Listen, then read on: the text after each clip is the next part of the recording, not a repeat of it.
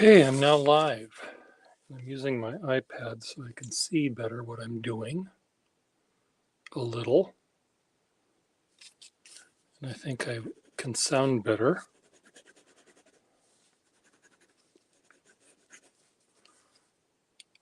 Do I sound better? Okay, where's my power thing?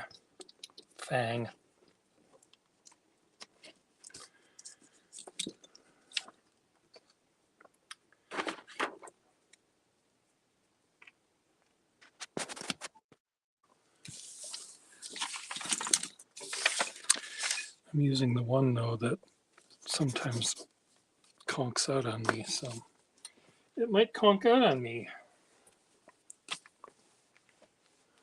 Thank you, Ms. Marilyn. I'm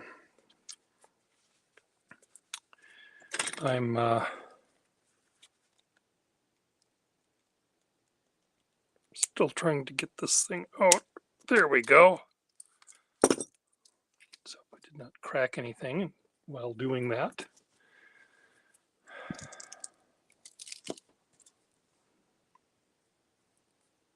I don't think I did. I'm using my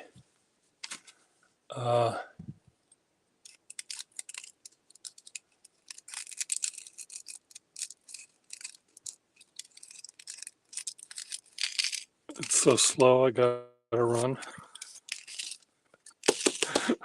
because I'm boring with the iPad or what.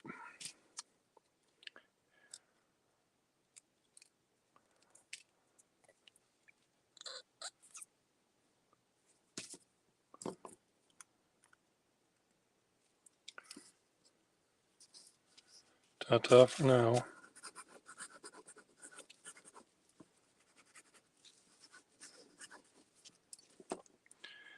I wonder if the broken one I got from, is this the same size? It is. What would happen if I did this? Does this fit in here? No, it does not. See, here's an example. Here's one that has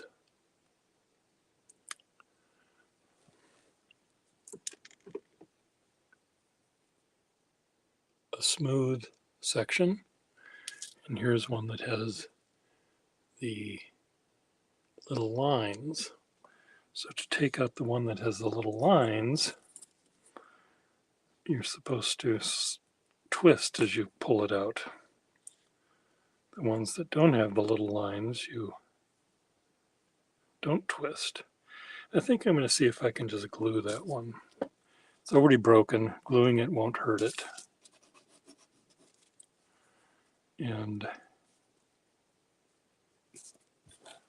I'm going to just put a sack on this thing.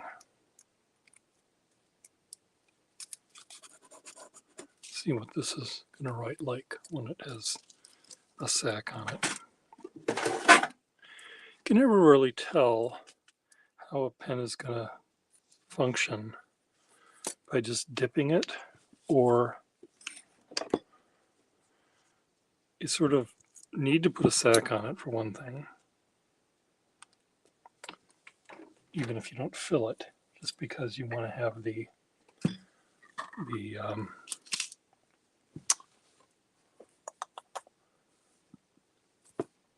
air seal happening. And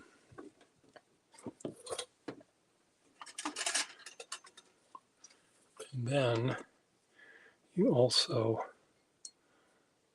by filling it, you only get a certain amount of ink coming down rather than dipping it and you get a big old gob of ink from the dip. So, for example, when I'm trying to buy a pen, a Victorian dip pen that I want to use for a Franken pen, I really know that it's not going to function the way I want until I put it in a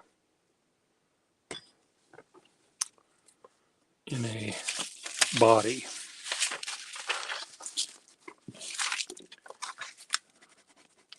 So let's just see what this one writes like. This is the newest Waterman Taper-Rite that I bought. It has a very Taper-Rite-y nib. It's perfectly fine, nothing wrong with it.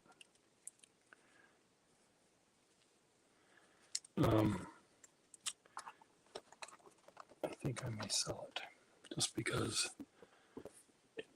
it's missing that little, or I have pens that are like it. I don't need that one.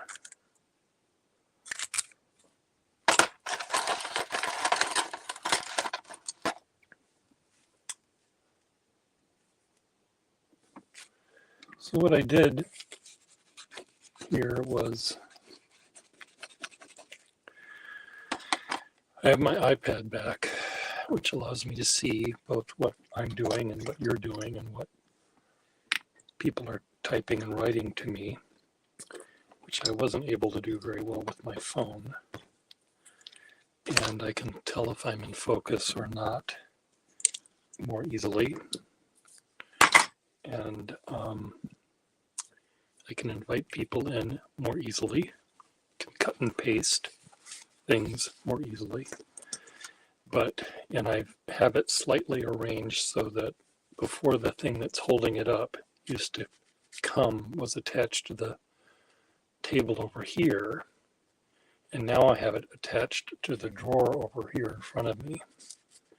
The problem is, of course, that I can't really access the drawers that are in front of me with this thing in there. So I have to plan my scripts in advance so that I know what I'm getting into. And I have enough pens on this side of the universe that I don't have to go into those drawers, I don't think.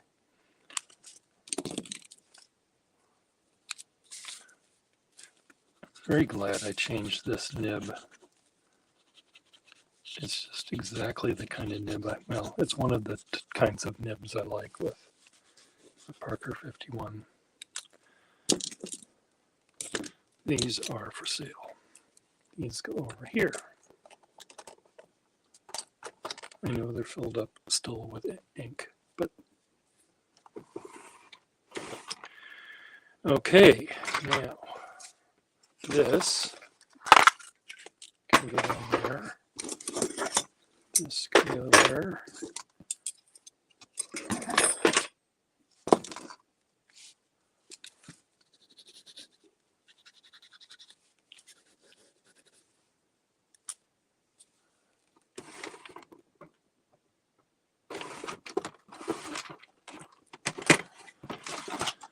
That can go there.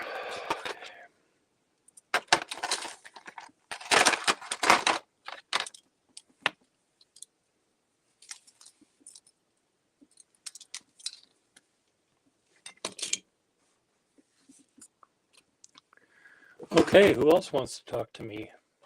Does anyone else want to talk to me?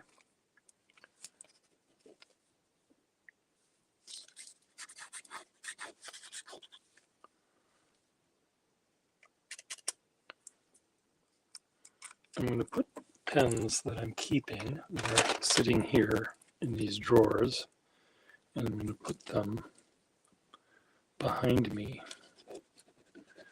in a different drawer. And these are pens that I'm hoping to keep myself.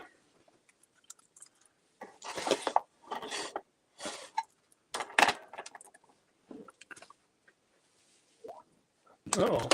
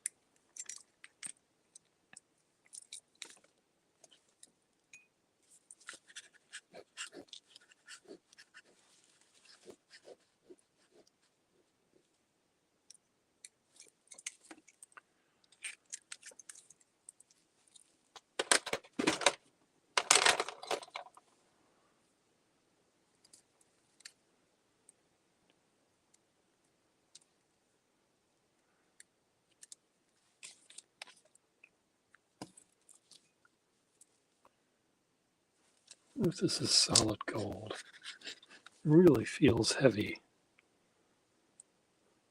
like it is.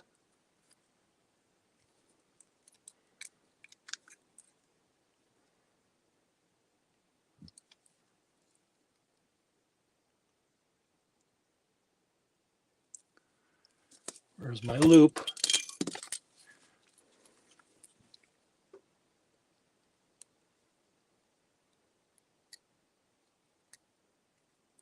Swan Pen, Maybe Todd, New York.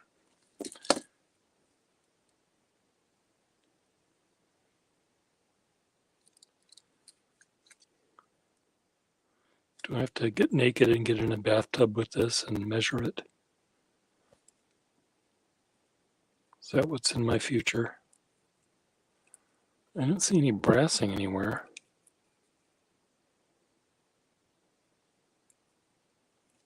It's really a little bulldog of a pen and has a little prickly nib.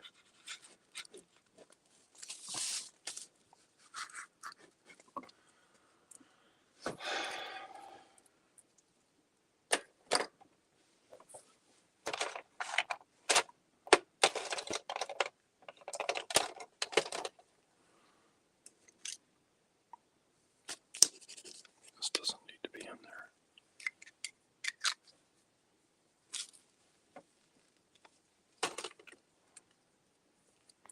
I like these Estarooks. They're kind of my favorite kind. Early and kind of butch.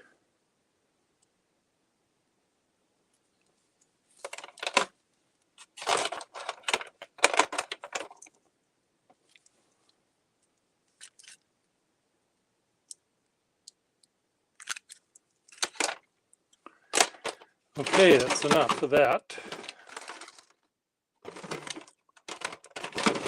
While we're here, let's just put these in there.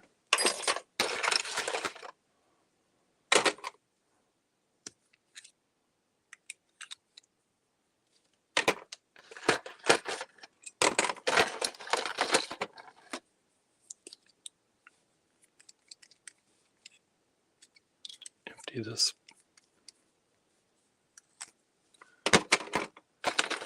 Empty this drawer, this box.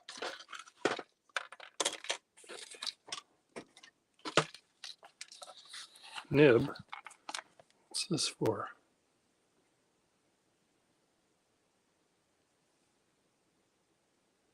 Warranted.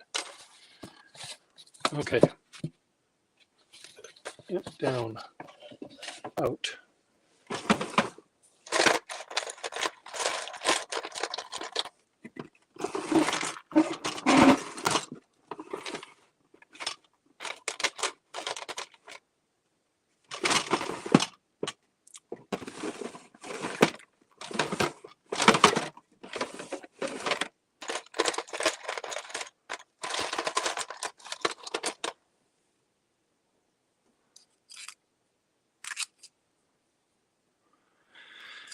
I'll just put this in my drawer.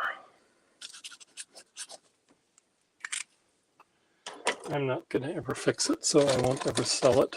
So I might as well just put it in the drawer. This one, I broke in half. Right in half. Not in thirds. Right in half.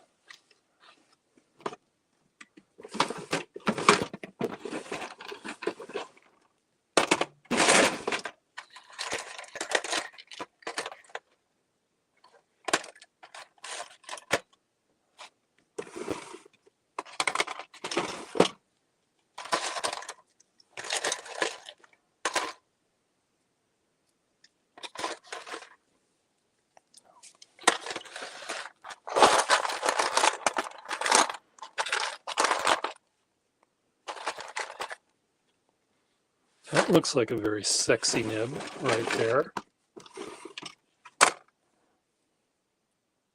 Wow. Wall, wall, wall. What pen does this fit in, I wonder?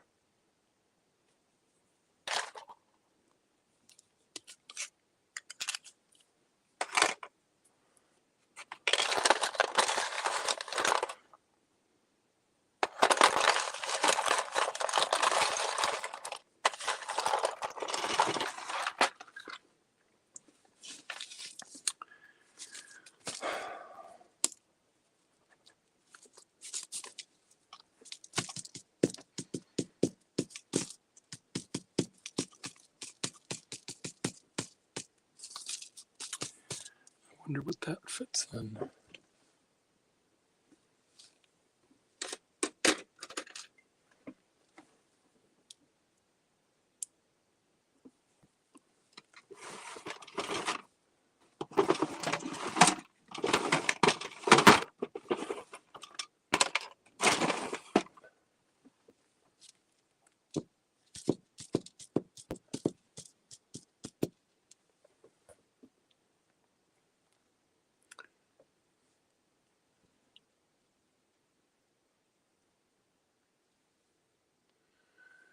I'm thinking what I could do, Ms. Marilyn Darling, what I could do with, I wonder if it'll work. Let's just test it out. If I were to put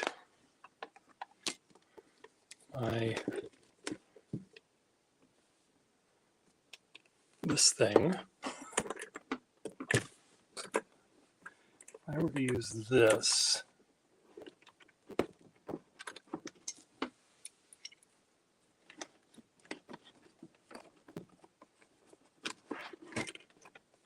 to clamp this onto the top. No, that's not going to work, Pierre Gustafson. I really do need what I've come up with. It's not that bad a system.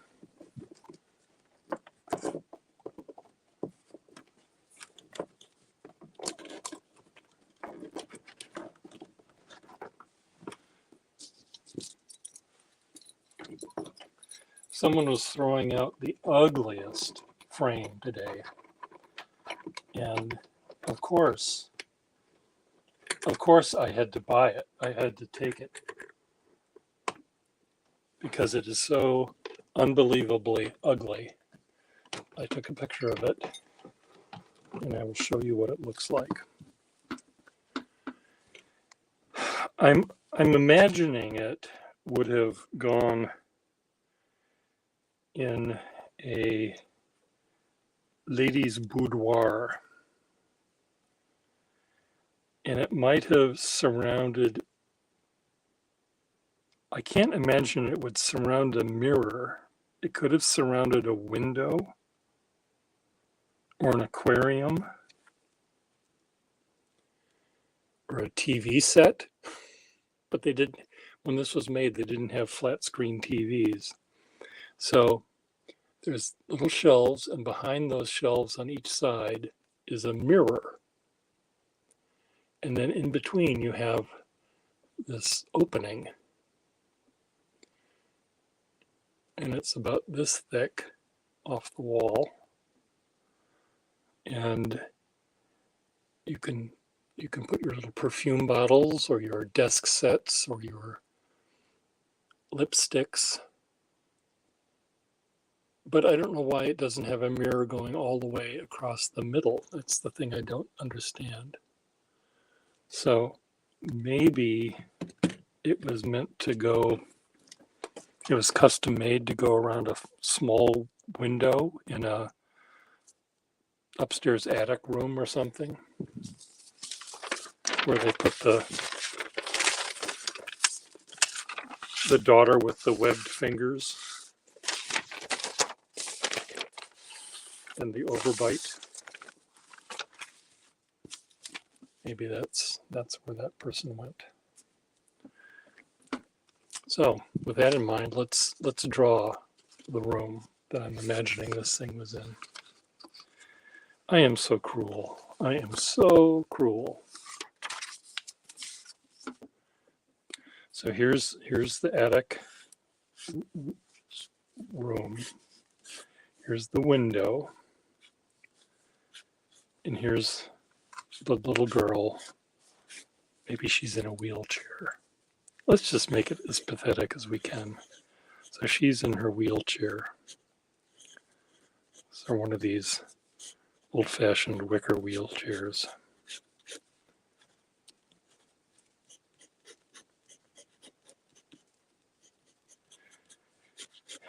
And she was hit by the streetcar and relegated to live in the attic for the rest of her life. So here she is. And she'd look out the window and watch all of her friends playing. And let's say her father, we'll say it was a father's thing to do. Let's say the father decided to go down to the lumber yard. He made a measurement of the window, and he went to the lumber yard and bought all of the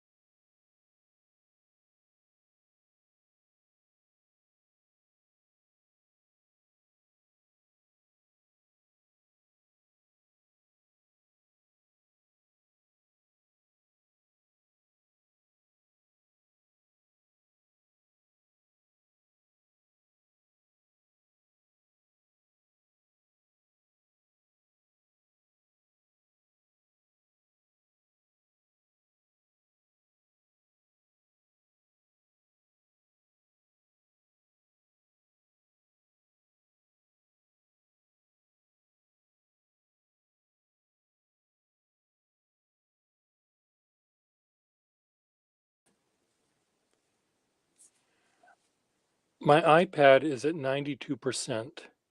Why does it just shut down?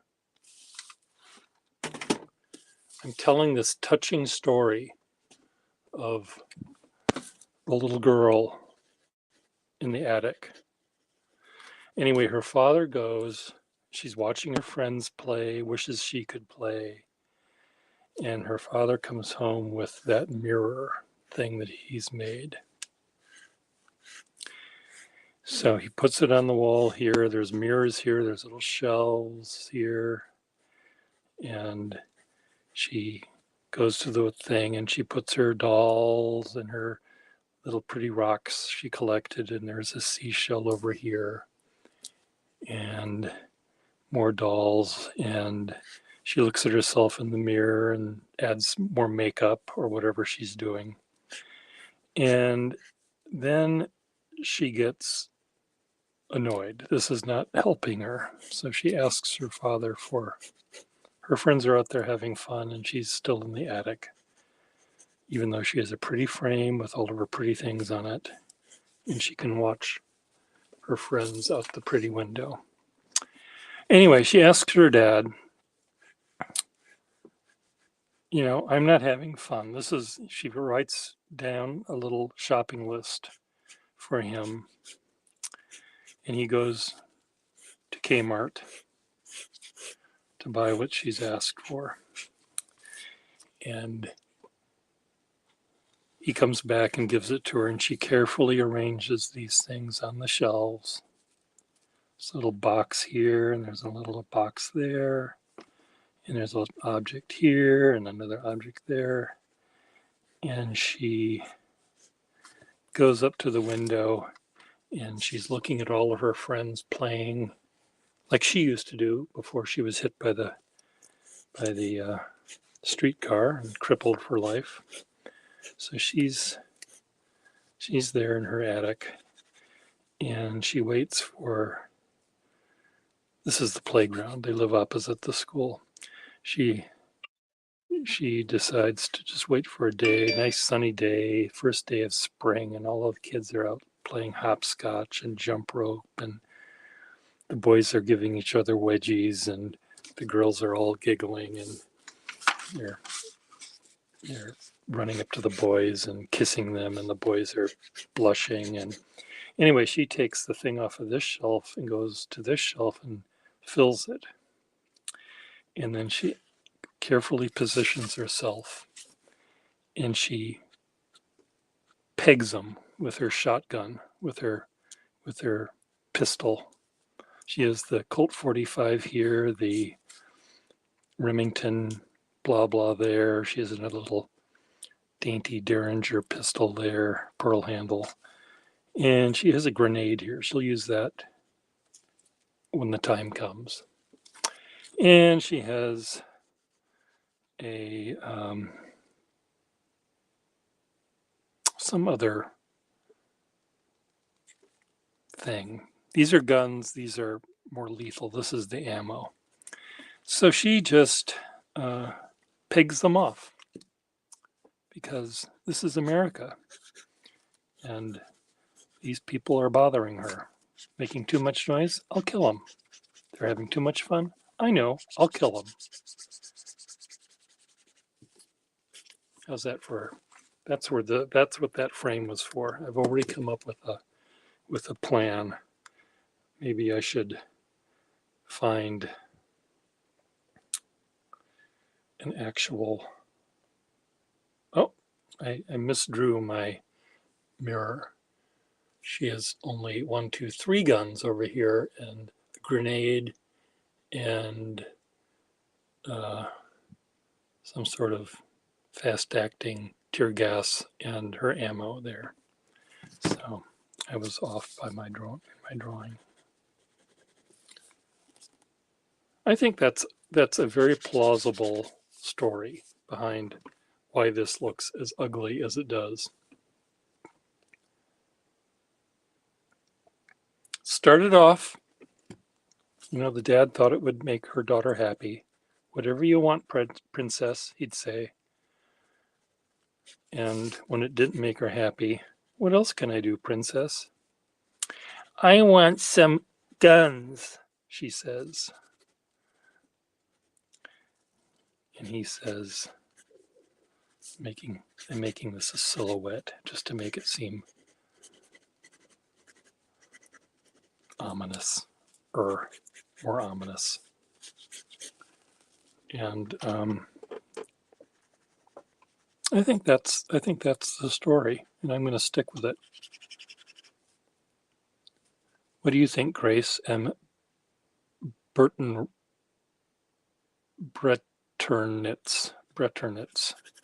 owned this pen? No thoughts. I guess I am kind of I do have sort of a dark side to me, don't I?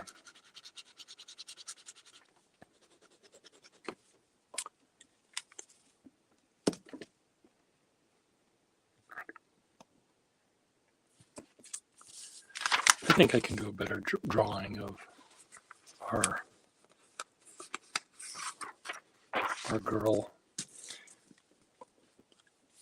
Maybe she lives in the Texas School Book Depository. Maybe that's where she lives. Maybe her uncle was Lee Harvey Oswald. So here's the attic. Here are the Christmas decorations, and here's the, the mother's wedding dress. All of the things that you find in an attic. Here's the spider. Here's the spider web. Here's all of the flies and moths. What else do you find in the attic? Oh, the dead cat that wandered off and they couldn't hear it. And here's her window with her correct number of shelves now. Draw it in perspective here. And here's her view of the playground. Here's her gun. Here's her other gun. Here's her other gun. 3 guns. Here's her box of ammo. Here's her grenade. Here's her mustard gas. And here she is in her wheelchair. Hey, Russell. I've come up with a plausible story to go along with that ugly mirror.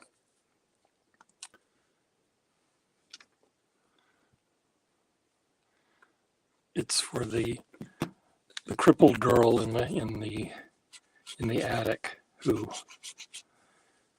was hit by a streetcar back in the days when they had streetcars. So she's in her wheelchair, and he made a frame for her dolls and her little shell collection and her rocks and stuff that she collected, her little magic things. But that didn't make her happy. Well, what would make you happy, precious? He asks, and she asks for 3 guns and lots of ammo.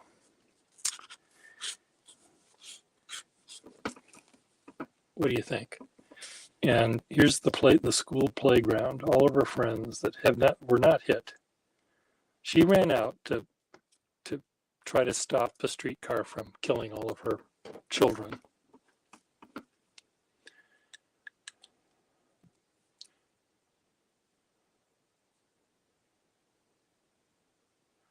Okay, I'm going to turn. Should I invite you in, mister?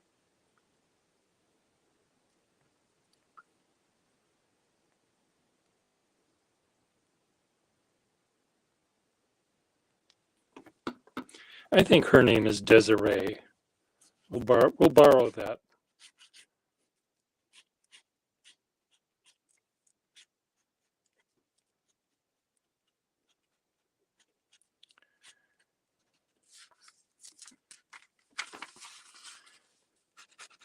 We'll add more. We'll borrow more from that. So Tennessee Williams, was that the guy that wrote Streetcar Named Desire? So this is the Tennessee School Book Depository housing attic.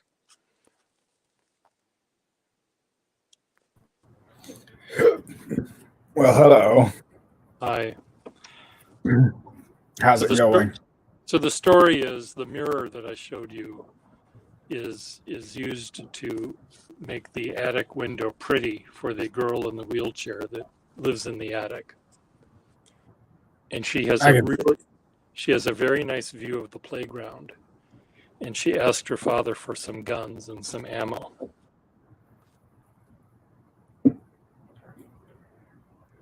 Is this dark enough for you? So, yeah, I would say that's dark enough. Can I maybe make it? Can I make it go a little bit darker? Can we? Let's make it darker. We know how to do that. Let's start with let's give her chemical warfare and psychic powers. Okay. So she has the ability with her psychic powers to make the boy that no one likes go over and plant a really big kiss on her the rival she had when she was in school. How's that? Is That's that a a good? terrible power. Oh wait, no, never mind. I thought for a second I got confused and thought that it was the boy she liked, but no, it's the boy that nobody likes. Okay, The I can see that the working. boy that nobody likes, Right. that has a very severe overbite, and so kissing him is quite difficult. Uh, Yeah. So, okay, your turn for a psychic power. What are you gonna? So here are all the kids in her class. There's a little bit of mayhem going on, and there's gossip and people giggling and people throwing rocks at the kid with the overbite. And now what's happening? What is the? Your turn to supply another dark thing to our story. Well, I would say that the kids playing baseball on the playground, she is able to use her psychokinetic powers to redirect the baseball and steer it towards a beehive. Ah, see, you do have an evil. You do have an evil thing. Okay, so there's the baseball is going right over home plate, and suddenly it turns. Bobby strikes out, but that's not the tragedy. The tragedy is it goes all the way over to the beehive, and suddenly, what kind of bees are these that are going to swarm? Oh, they've got to be the invasive African species. African bees start attacking the entire team, or just the boy behind the boy with the bat? Oh, I'd say the entire team. Bees don't know how to direct their anger, unlike our little girl here. Um, well, we have more playing to happen, so I think that the bees should just maybe figure out to attack the one team that has the red hats or something. Okay, they attack the team with the red hats, but the team with the red hats, they try and swat away the bees by using their baseball bats, but they're terrible at they're terrible aims, So they end up and so clubbing the red. they Clubbing end the up red knocking team the to blue death. team's heads off. Okay. Well, I think there's going to be some ambulance arriving. A group of Not if ambulances. he makes the tires go flat. Well, it's my turn now. Okay, your turn. Yeah. It's my turn for this. Well, on the way, the ambulances get there, the flashing lights are flashing, but suddenly, with her psychic powers, she makes suddenly appear a donut store, a donut shop. So people are dying on the field, and all of the EMTs in the police department get sidetracked by the donuts. I didn't know EMTs were big donut fans. I thought that was just the cops. I think that I think they're of the same, they're cut from the same cloth. I think, they show up at the same places. I'm sure that while they're waiting for the heart attack to finally stop, and They can, while they're saving people from their heart attacks, they can start working on their own. yes, see, you're thinking ahead. How do we make I mean, that's not really thinking so much as catastrophizing. Well, it's they're planning their future. Our job is not going to be made obsolete as long as I have a donut in my hand.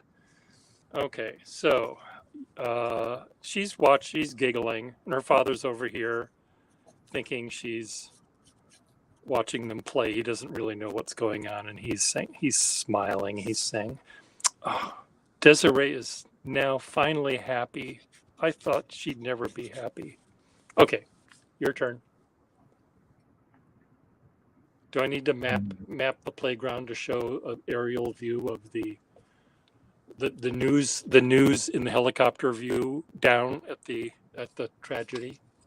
You can if you want. That might be helpful. I'm just trying to figure out I think it is. So here So it is. far we've got bees stinging the red team. They're batting the heads of the blue team.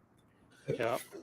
Um, The blue the team ambulance has stopped the them. blue team are batting the heads of the of the red. Red team, right, So right. So here's the baseball diamond.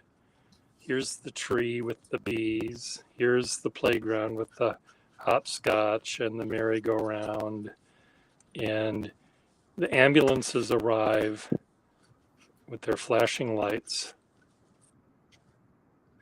And suddenly the donuts are you. Donuts. Donuts with a Z. Donuts shop happens. okay, well, how about this?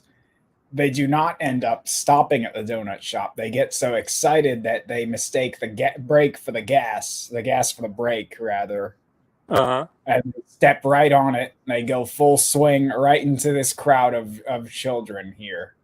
These children are those. The bees, the swarm of bee children are the ones that have yet to, the ones that are still So laughing.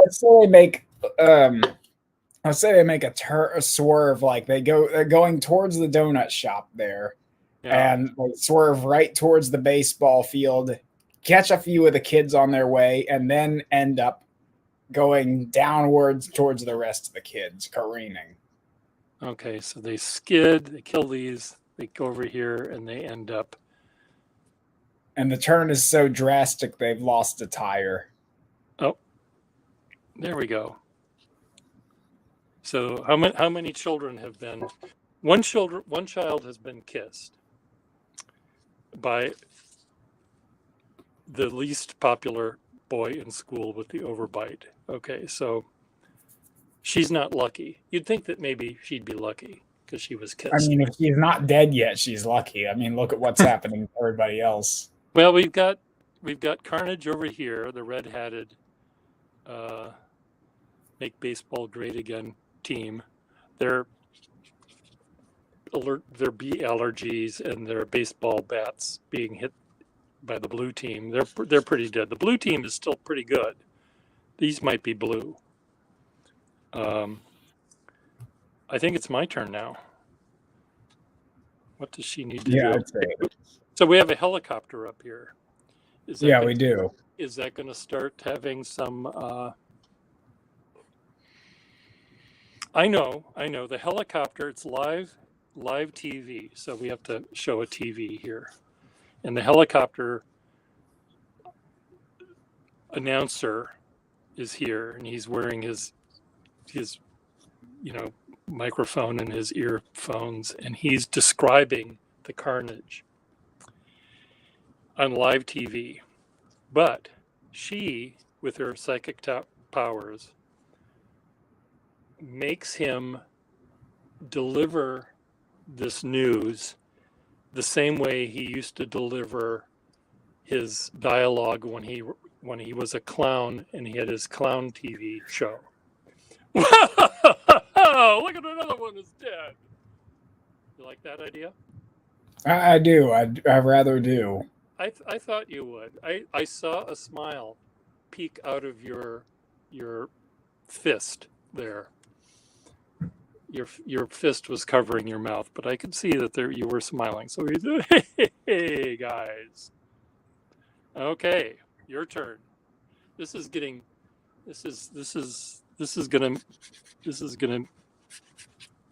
This plot is gonna be a mini series on Fox in no time. So because of Russell, we could have it done not by these people but by these horses from your horse animator friend. Oh dear, the glue factory people. Yes, they could do a great job of it. I mean, everything they make is a disaster already, and that's the entire plot of our script here. Yes. So the girl in the wheelchair would be a horse who broke his leg in the Preakness or something. And rather than shooting him, they put him in a wheelchair and taught him how to fire a rifle. and get. So far, she hasn't used any of her weaponry. She's just used her Oh psychic. yeah, she has. Well, obviously, then the people seeing the news report show up thinking it's going to be a fun time. It's like it's some kind of parody or Yeah, they're gonna get. They're gonna dress up in their party hats, and they're gonna bring their marshmallows to roast. So all of the townsfolk are showing up in their station wagons and their SUVs, and they're getting out and they're putting the little picnic tables down. and fold out chairs, and one of them has a boom box, and they're waiting for the fun to continue. Is it my turn? I think. Yep, I believe it would be your turn now. This was your turn with the cars. Yeah. Well, I think it's time for the ice cream truck to also arrive. I mean, certainly, if there's a crowd, there's got to be an ice cream truck. So, and it's gonna which with her psychic powers, rather than the whatever the stupid thing is, it's Chopin's March of the Dead, the funeral march. How about that? Yeah, that would be good. Played on the world. Either that or Mozart's Lacrimosa. I don't know what that one is. That's the one that goes da da da da da. Okay.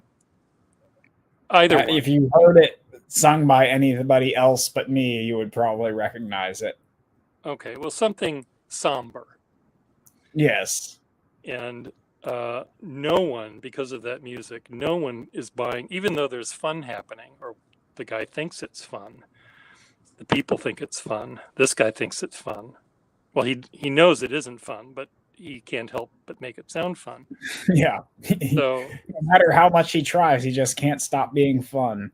He can't stop being fun. So already now there's so much going on. Are we ever going to? I think that all of her ammo, which was meant to peg off these kids,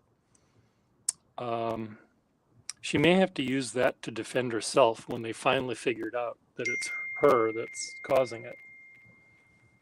Well, since it's my turn, I'm going to say that she uses her rifle and she, instead of aiming it at the children, she aims it at the gas tank of the ice cream truck.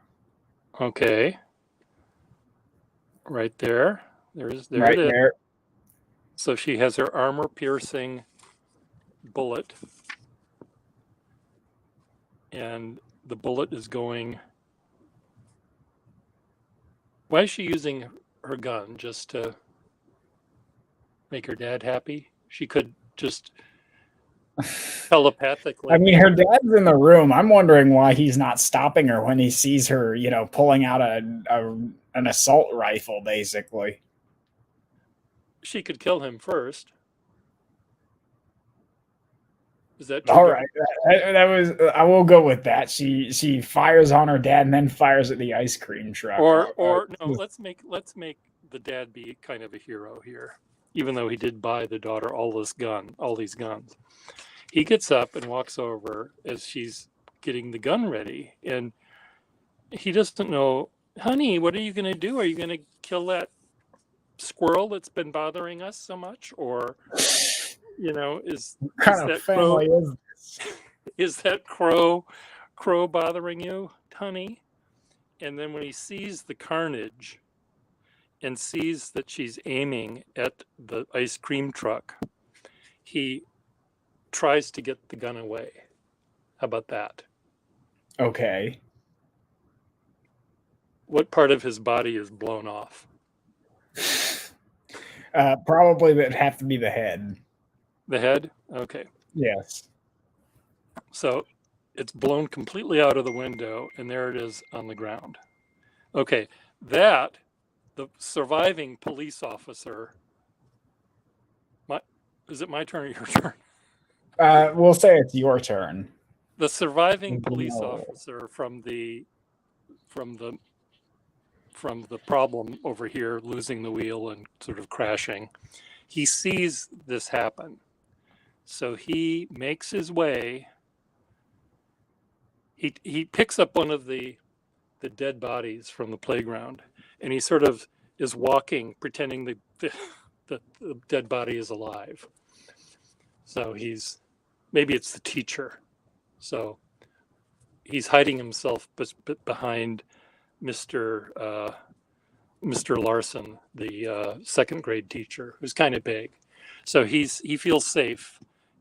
Mr. Larson's already dead, but he's walking this way with Mr. Larson as both disguise and as body armor. That's probably tragic enough. I think it's up to you now to. But and he's also radioed in. Back up. A 1066 is happening. 1066, 1812, 1902, and all the other things that, the people picnicking without a picnic license and helicopter flying too low, all of the things that are going around him. This car is parked illegally. He's calling it all in as he's walking toward the house. It's up to you. Remember, Fox viewers are our audience.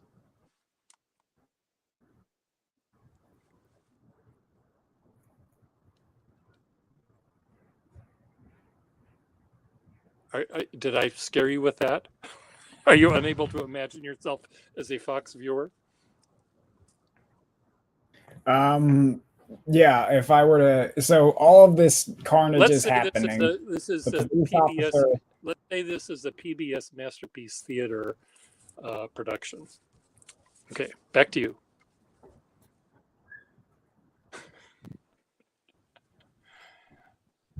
What kind of productions are they running on Masterpiece Theater?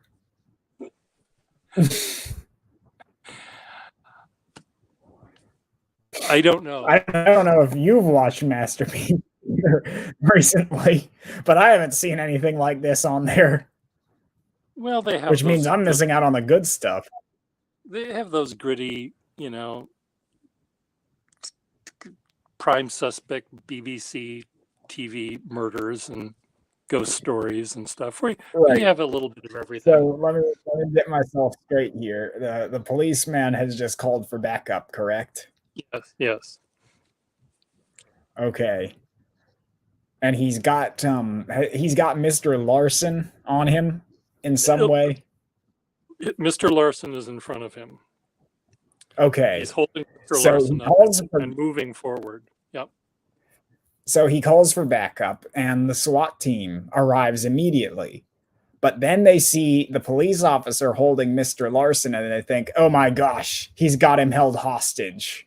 And they immediately fire at the police officer. They blow him away. So here's the SWAT team over here, and with their snipers and everything. And Mr. Larson caught there, obviously. And quite a lot of tissue and blood is ejected from this carnage onto the potato salad over here, and the people are oblivious, and they just think it was that, oh, Mrs. Jones always puts that ketchup on her stuff, and they just keep eating. Okay, now it's my turn for more. So I don't know what the death total is here yet. I suppose we're at least at 29. Yes. How many people are in a baseball team? 15, maybe. No, if I wouldn't know. In a school, you're asking the wrong person here. There were 30 people in my second grade class, I think, and we would divide into two teams, so 15 and 15. So 15 and 15. Except she's here, so it's only down to 29 because she was in school earlier that year. So 29 people divided in two makes roughly two teams. About 13 and a half. 13 and a half. Right. And now there's halves, clearly, with the carnage that's happening. Yeah, there's clearly halves now. the people that were in the other children were of not her actual class, but her remedial reading class. They're the people that are over here. So this is the only guy that knew that this was happening, the head. She still hasn't shot the gas tank. That bullet went into the guy's head, remember? Yeah. So should she aim again for the gas tank? I don't know. I think, there's so much going on, and now those radio waves are still out there, and as these people walk up and maybe see what happened, that all of their bullets, well, I don't know. I think at some point, they still have to have an idea that this is the cause. Oh, I know what it will be. We're going to split the screen, and we're talking to our village psychic, Madame Rotunda. And she shows up on her side of the screen.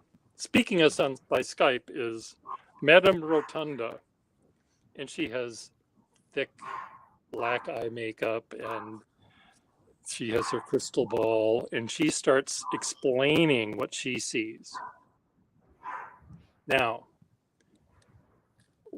what factoids is she going to get wrong? Maybe I think about all of them. You've just invited a psychic onto a news air to tell you about. So nothing she's she like, will I say is see. true. Nothing she will say is true. But what will she say? Oh, because we need more characters to kill here.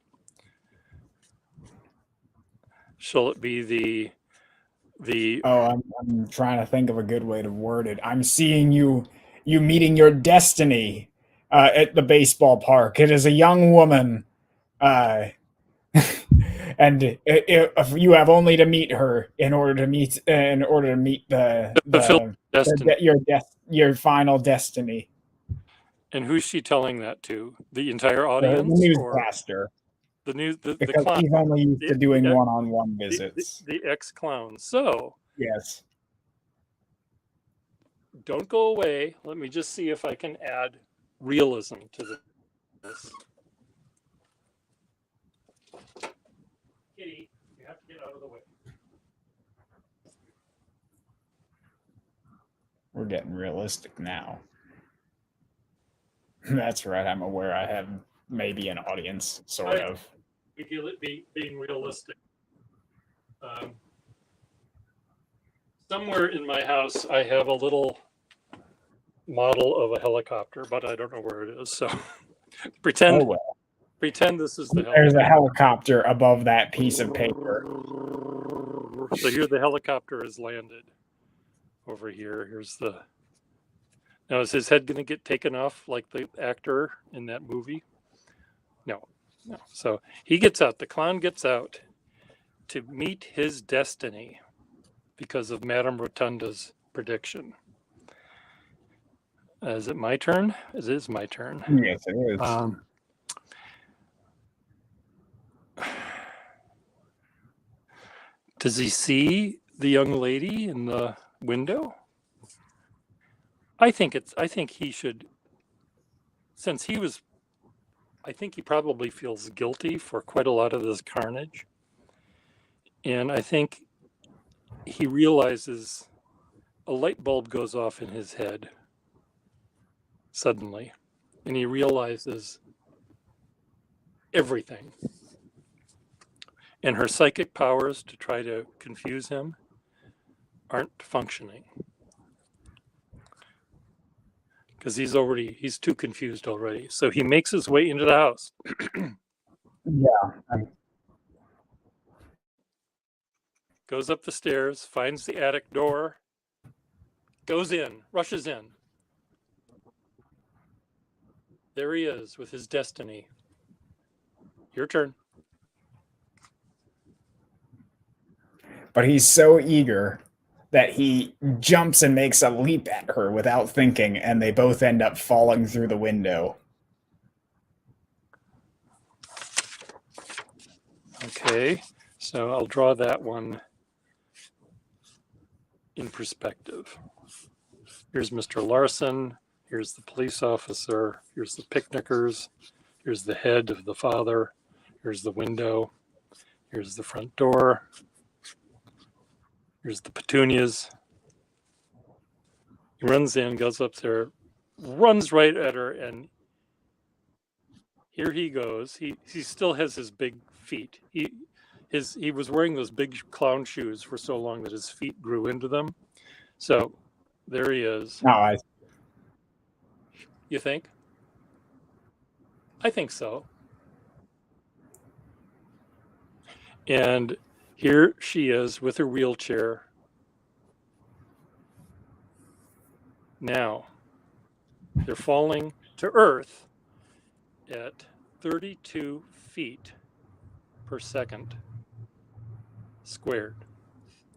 So the first second, they would have gone 32 feet, which they'd hit the ground in the first second. But does she have time to make something happen with her psychic powers? Can she get the Keystone Cops to get there with their little trampoline thing?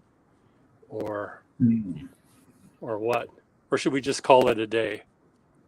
Well, I was going to say that she would use her psychic powers to get out of it, but she's so confused by the fact that a clown just came in and tackled her and knocked her out of the window that it stunned her, and she falls to the ground, but she doesn't remember that her house was actually built on an old war zone, and so they both fall on a landmine that's just now decided to activate.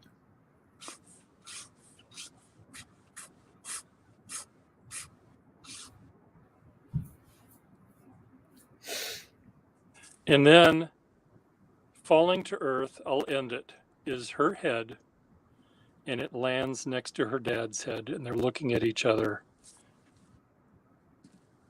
until the clown's head falls.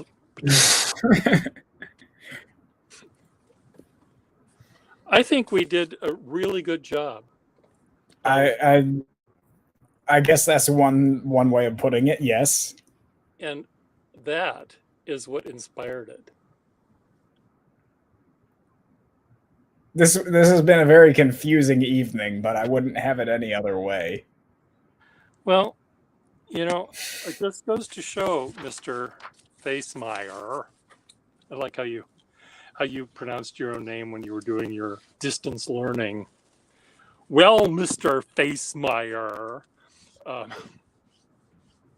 when you were describing to your children that your hair is just as unkempt in class as it is when you're at home. Right. During your banana lecture. So here's the planet Earth. And here you are, and here I am. And at least two people. What's the population of this Earth? How many billions?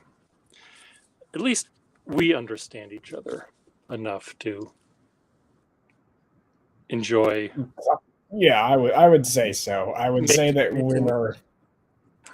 we're on weird psychic wavelengths and because that one little girl just died, there's only two of us now who are on it. It just seemed appropriate that the clown head had to land between them. That's all there is. Oh, absolutely. I thought that was the cherry on top of that whole terrible situation. And there's just enough air in his windpipe for him to say, "That's all, folks." How about that? Is that? I think that's a good way. Is that gilding the lily? I don't know if gilding the lily is a good thing or a bad thing. Well, normally it's considered a bad thing. Lilies are beautiful all by themselves without having to spray paint gold on them.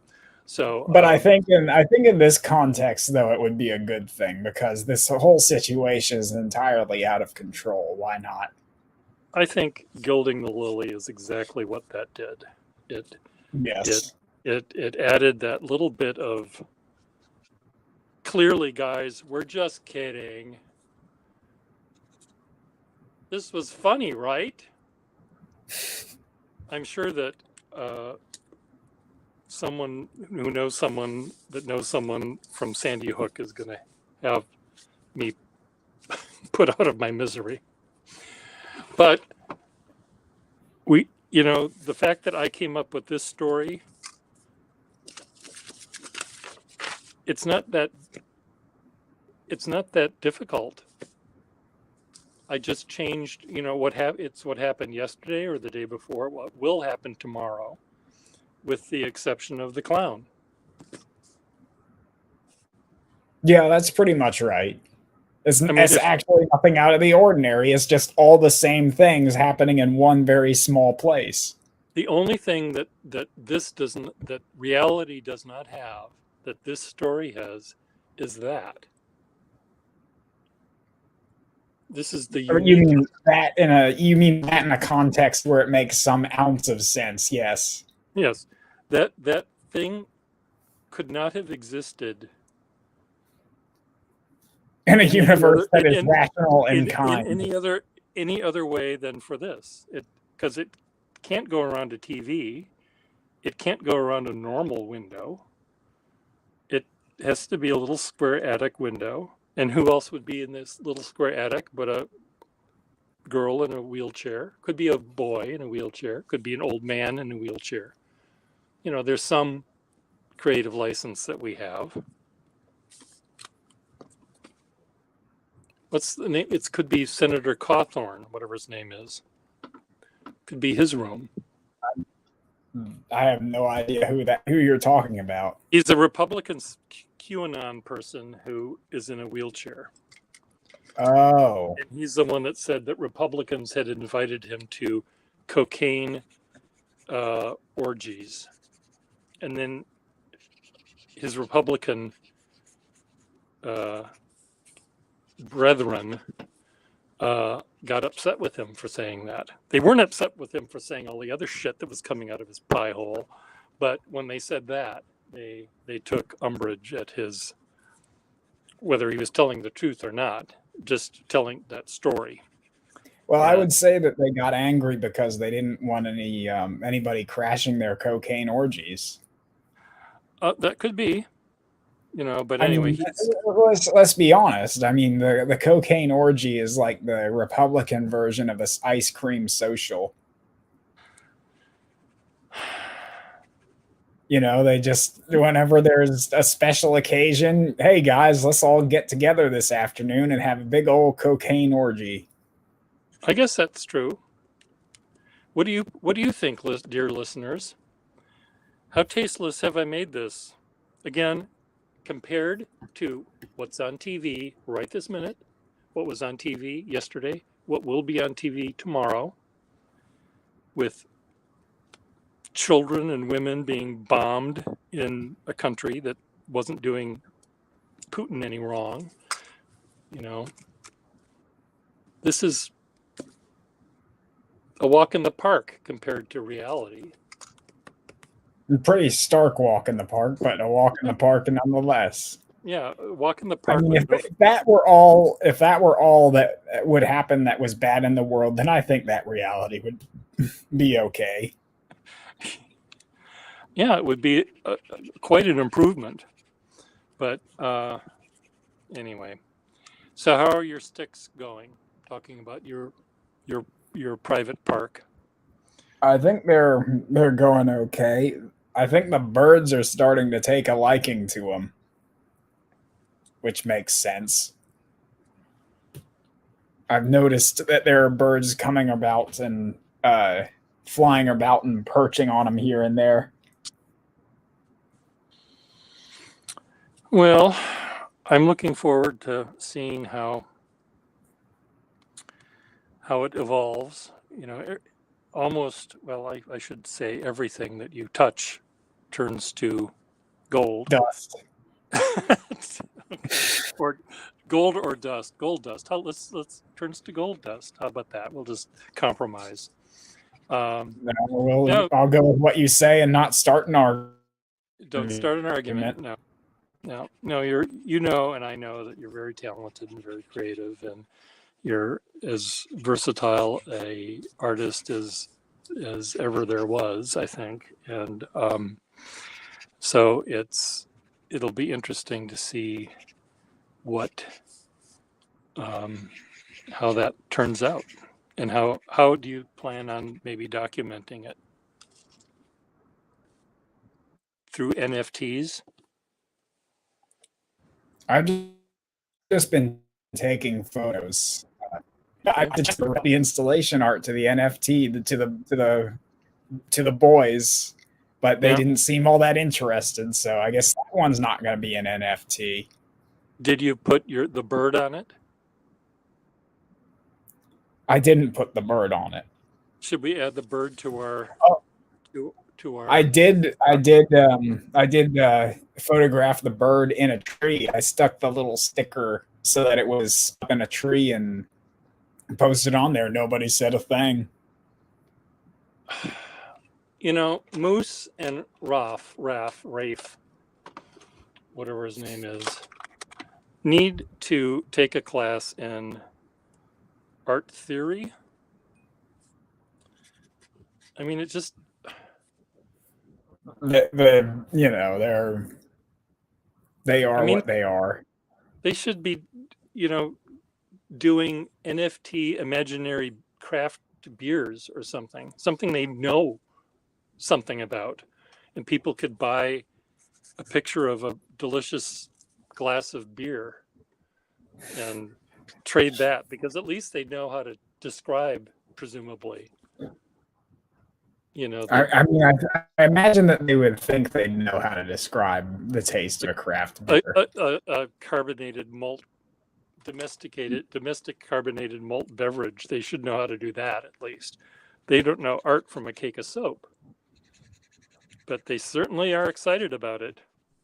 Oh, they're excited about the NFTs. Let's not kid ourselves here. They're more interested in the NFTs than the art. I see. At least that's the way I see it. Matt poured me a little glass of maple syrup. But why did he pour you a glass of maple syrup? There were 3 jugs of maple syrup that were in the kitchen, and I said, "Where did those come from?" And he said he bought them. They were on sale, and they're really nice dark maple syrup that's really good. And then later that day, or maybe the next day, I'm sitting right here at this desk, and he says, "Pierre, have you ever just had a glass of maple syrup?" And I had to admit no. It's like, well, no, my mom raised me right. And he said, well, he said, try it. And it was really good.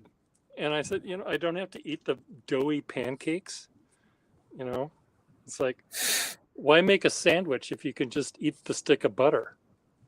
By that logic, if you were to bite down on a tree and start sucking the sap out of it, it'd probably be even better, right? Well, I'm not. My teeth are not very good, but he did say, this is just and to think this deliciousness is just sap of a tree. Did you ever hear the April Fool's story on All Things Considered that was about the maple syrup in Vermont? No, I didn't. I have to play it for you because it's very, very funny. Every April Fool's they do a story that sounds entirely legitimate, and then you find out. I mean, I thought it was. I often think they are legitimate, not in this particular case, but when there was an actual Irish man that was drafted by the Boston Celtics, basketball team, he insisted that they pronounce Celtics, as it is supposed to be pronounced. So they talked to the news people, they talked to the coach, they talked to all these people, and it all sounded legitimate. And I thought, well, why not? It's just as stupid as everything else that a sports team does. You what? I could buy it. NPR April Fool maple syrup. SIRUP. And after I attend to this, I will have to go and attend other things. Okay, it's 7 minutes, but I think you'll like it. Okay. While you're loading it up, I've got a phone call here. Okay.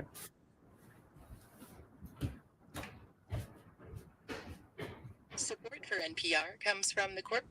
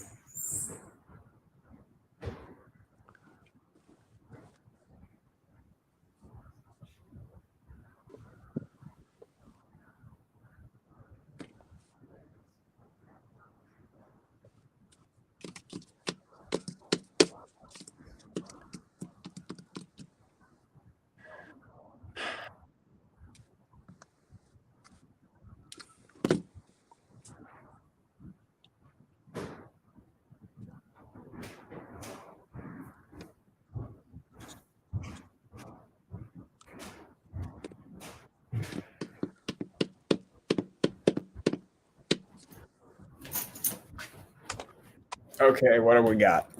Okay, ready to go? Ready to go. For Public Broadcasting, a private corporation funded by the American people. This is All Things Considered from NPR Can you hear it? News. I'm Michelle. Yep. Norris. Officials in New England are voicing concern about syrup. Thanks to the low-carb diet fad, there's been a severe drop in maple syrup consumption around the country. My colleague Robert Siegel traveled to the Green Mountain State to look into the consequences of the slump. He found a rich tradition in decline.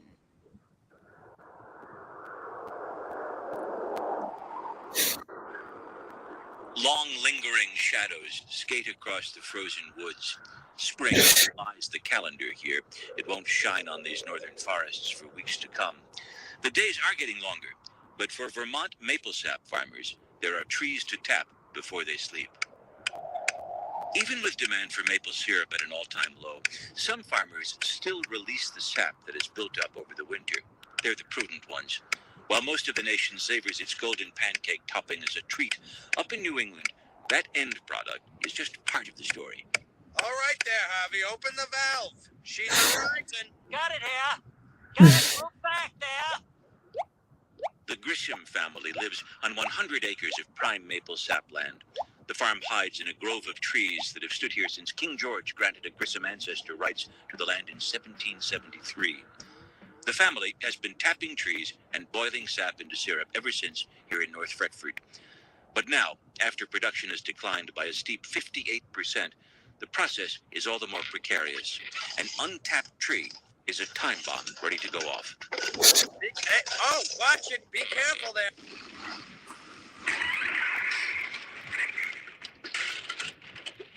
Untapped maple trees can explode like gushers, causing injury and sometimes death.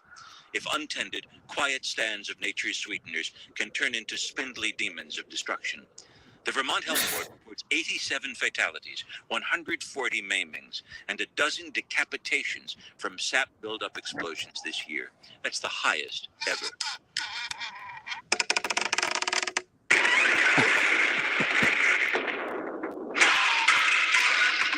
The force of the sap coming up is just too much for the tree. And as the pressure mounts, you get what we call an arbor explosion. In layman's terms, the tree blows up.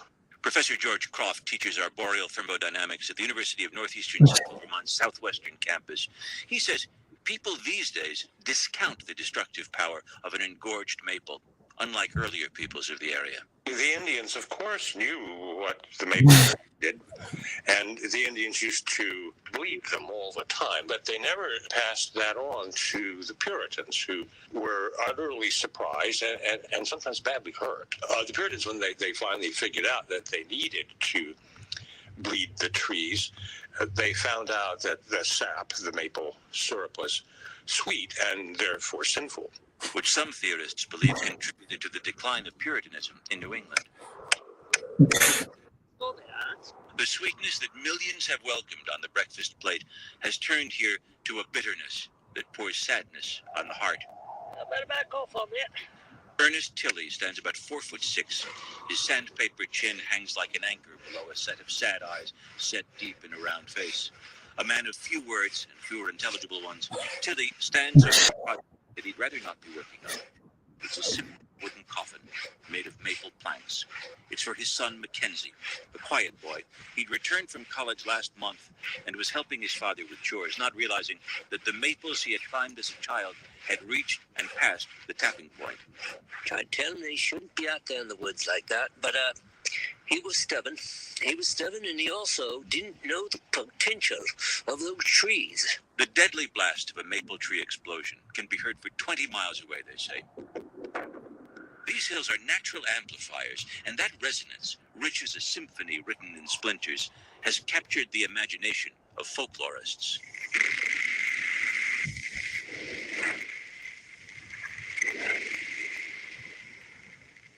There is something sort of otherworldly about the sound of a maple exploding. The Vermont Maple Museum collects rare recordings of forest explosions from the 1930s, before modern tapping technology made most woodland safe. The recordings are well known in Europe. Ned Lamont is curator. Most of the recordings we have were actually collected by accident. There would be people who would be out recording woodchucks or deer or moose, and while they were making the recording, they would hear that eerie and beautiful sound of a maple tree just bursting apart. It was really, it's something you have to hear to understand. The Vermont Maple Museum offers a journey into the state's past, complete with mementos of the 19th century, when every school child learned the hard-won lessons of the woods.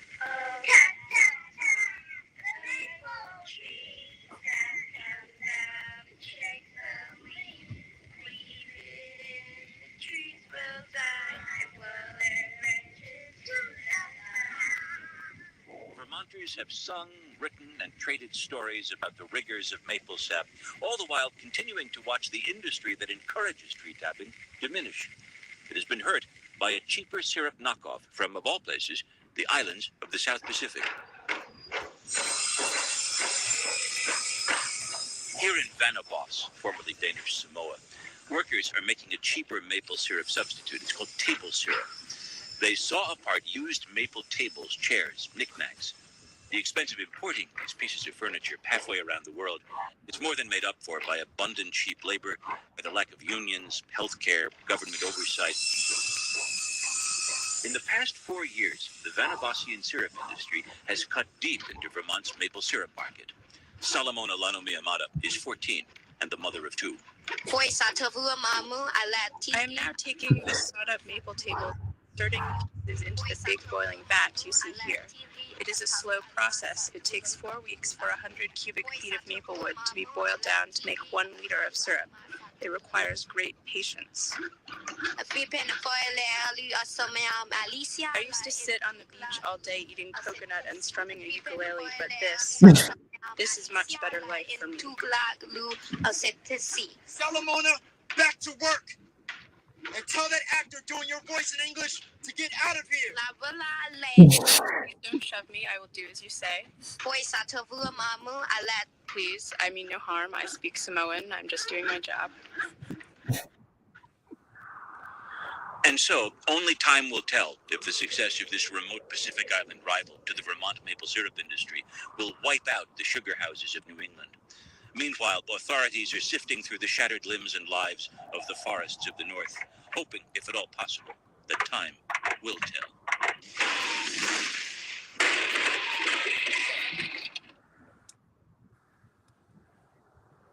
Robert Siegel, NPR News, Fredford, Vermont. Pretty good, huh? Well, for all of that, I think my favorite bit was when they described the man as a man of few words and even fewer intelligible ones. Yes. Yes. Okay. It was, but anyway, it was very good. So our story with the mayhem that wasn't caused by trees, but by man, or in this case, girl, is hardly shocking. No, not when you consider Micronesian maple syrup and tree explosions. And decapitations, 128 deaths so far this year. I think that's fine. So Jonathan, thank you for the actual snail mail you sent me. You have beautiful handwriting. Anyway, you're going to go? Yeah. I better put the cover on my shellac here before I think it's a tumbler of syrup and drink it down. Yeah, you best not drink that. But though, if you do, I'm certain it'll coat the throat. It'll coat the throat with beetle shell. Beetle juice, basically. Beetle juice, yeah. All right. Okay. Before well, we say it a third time, I'll get going. Okay. Well, thank you for visiting with me and for helping me with my story. All right. See you later then. Bye. Ciao. Ciao. So, Jonathan, back to you. So what pen were you using to write that lovely note? Stub-nibbed something or a broad-nibbed something. Was it a fountain pen or a dip pen or a new pen or an old pen or what?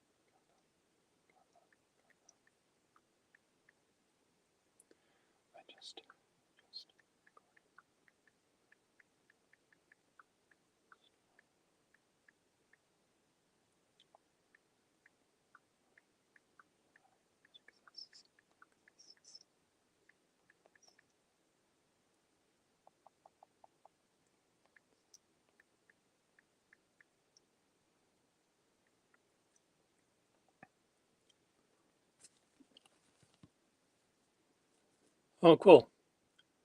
But it must be a stub nib. It can't just be flexible, I wouldn't think, or is it?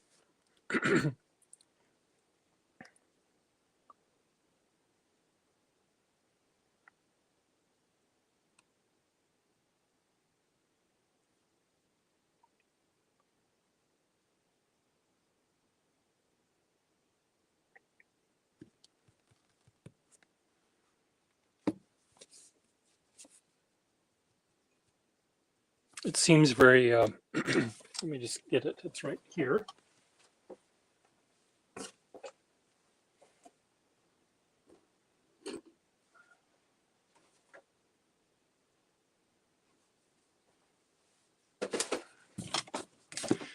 It really does look like it's a broad or stubby nib. Do I have such a pen here in my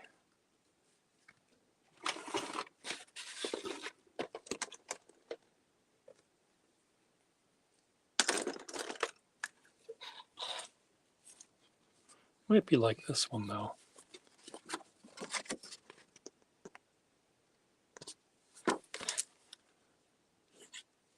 See if how well I am at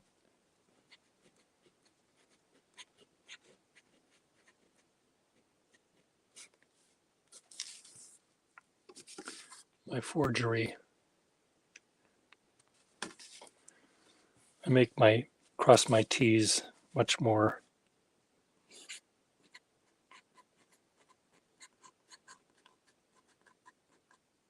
Your N's look like U's.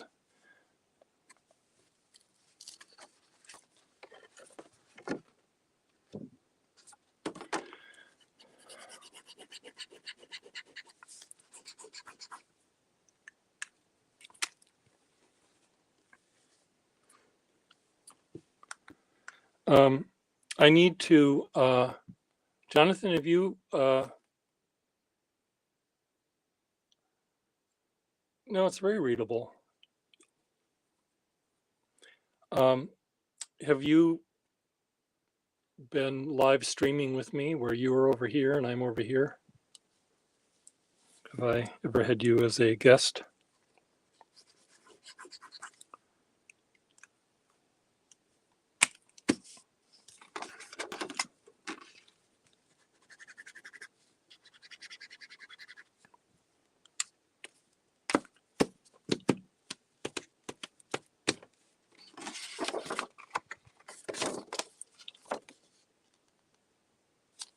Oh, there you are. This is your picture.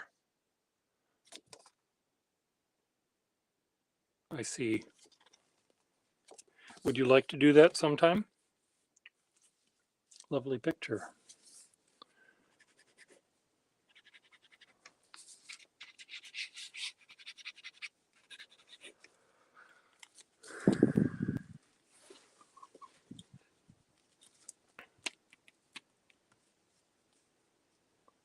Oh, good, good. I need to, someone's coming by to pick up something, so let me say goodbye here and I'll talk with you later. Thank you again for the card and the note. I still haven't quite figured out my medical thing yet. I'm healthy though, so I don't have to really worry so far. So